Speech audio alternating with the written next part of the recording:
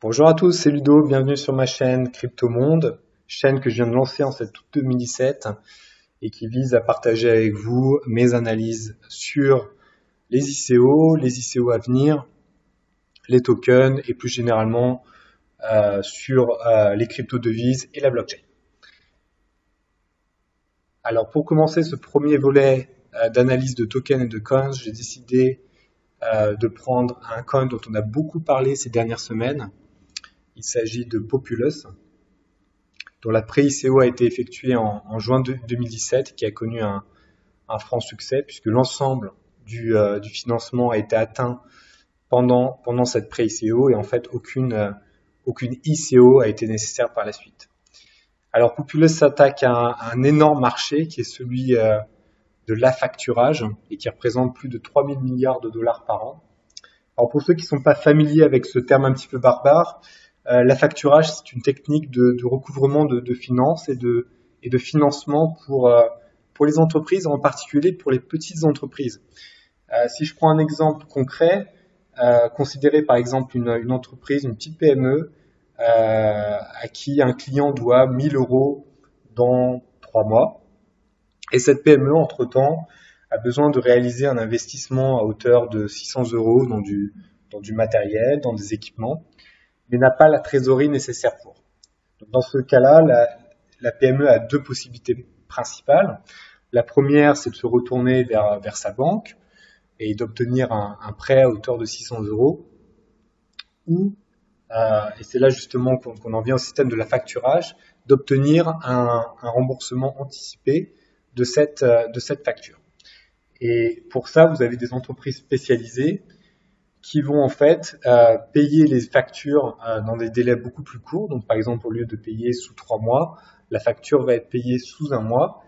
Et évidemment, l'intermédiaire va se rémunérer en prenant une commission, et au lieu de payer par exemple les 1000 euros de la facture, va payer 800 ou 900 euros. Ce qui permet néanmoins à la petite entreprise d'avoir de la trésorerie et de ne pas bloquer ses investissements. Vous comprenez, c'est un marché énorme, en particulier pour les petites et moyennes entreprises. Et c'est sur ce marché qu'est positionné Populus en offrant une plateforme sur le net qui s'appuie sur les contrats intelligents et sur la technologie Ethereum pour effectuer ce type de transaction. Je vous invite à regarder le site de Populus sur le net, vous y trouverez davantage de détails. Pour faire simple, ça sera une plateforme d'échange avec un système d'enchères où on peut se porter acquéreur des créances et bien sûr être rémunéré pour offrir ce service aux entreprises qui souhaitent un financement. Populus n'est pas le seul sur ce type d'activité dans la blockchain. Il y a également un projet concurrent, mais qui a été lancé un petit peu plus tard, dont l'ICO vient de s'achever. Il s'agit de Hive Project. C'est une société slovène. Je vous invite également à jeter un petit coup d'œil sur cette société qui également est très très dynamique. Voilà, de manière générale, idée très intéressante sur un marché énorme, d'où le 5 sur 5 pour l'idée. L'équipe est relativement jeune. Là encore, vous pouvez trouver des informations et des descriptifs sur leurs activités professionnelles présentes et passées sur le site internet de Populus. L'équipe est basée à Londres. Le CEO est Stephen Williams. Tempérament plutôt discret. C'est pas quelqu'un qui fait beaucoup de vidéos sur YouTube, qui communique beaucoup. Le peu d'interviews que j'ai pu écouter de lui, relativement calme, posé, qui inspire confiance et qui semble avoir une direction stratégique claire. Néanmoins, on ne voit pas dans l'équipe des gros noms de la blockchain, des noms de personnes qui ont déjà créé des sociétés dans le monde des crypto-devises, d'où le 3,5 sur 5 comme notation. Néanmoins, l'équipe semble très très sérieuse. Le business plan. Là encore, je vous invite à vous rendre sur le site de Populus, et en particulier de regarder le white paper, qui est en fait le résumé des principales orientations stratégiques de l'entreprise. Je vais mettre le white paper link en lien, puisque vous l'avez également en français.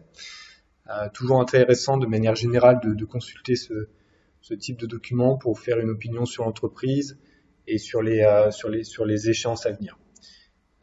Ce qui est très intéressant avec Populus, c'est qu'ils ont déjà une plateforme préexistante. Donc ils ont déjà lancé la plateforme Alpha, qui est en fait une plateforme test ce mois-ci. Plateforme Beta, qui est un peu plus avancée, va être lancée en octobre 2017.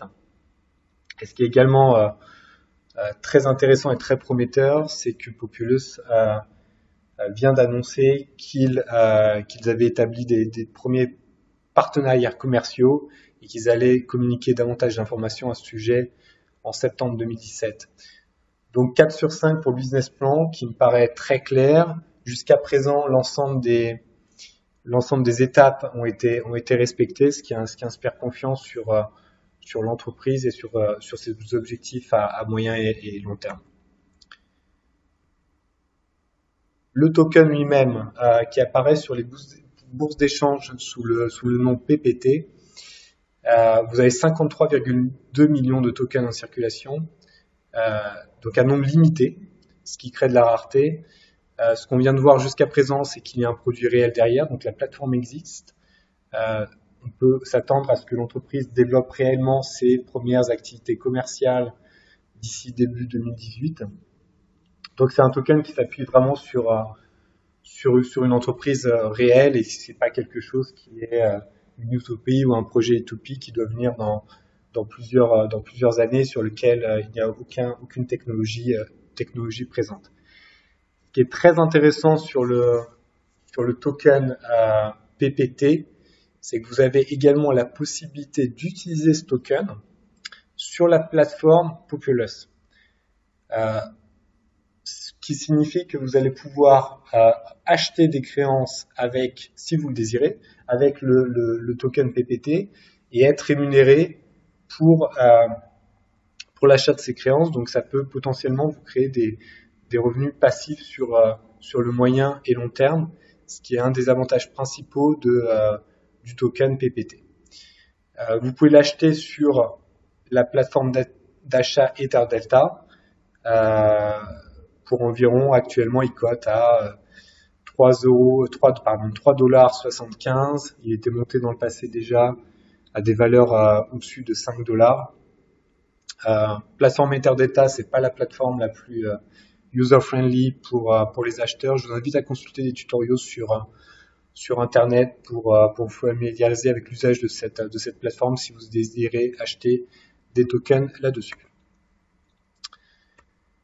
L'évaluation générale, on arrive à un 17 sur 20, donc 5 sur 5 pour l'idée, 3,5 sur 5 pour l'équipe, 4 sur 5 pour le business plan, 4,5 sur 5 pour le token en général. Je vous invite évidemment à consulter d'autres sources et avis, ce n'est que mon avis général. Néanmoins, je pense que c'est une idée vraiment très intéressante, en particulier avec la possibilité d'utiliser ces tokens comme moyen d'obtenir des rémunérations passives et des revenus passifs dans le futur. Donc plutôt un projet que je trouve personnellement très intéressant et que je vais continuer à suivre attentivement sur les prochaines semaines. Voilà pour cette première vidéo.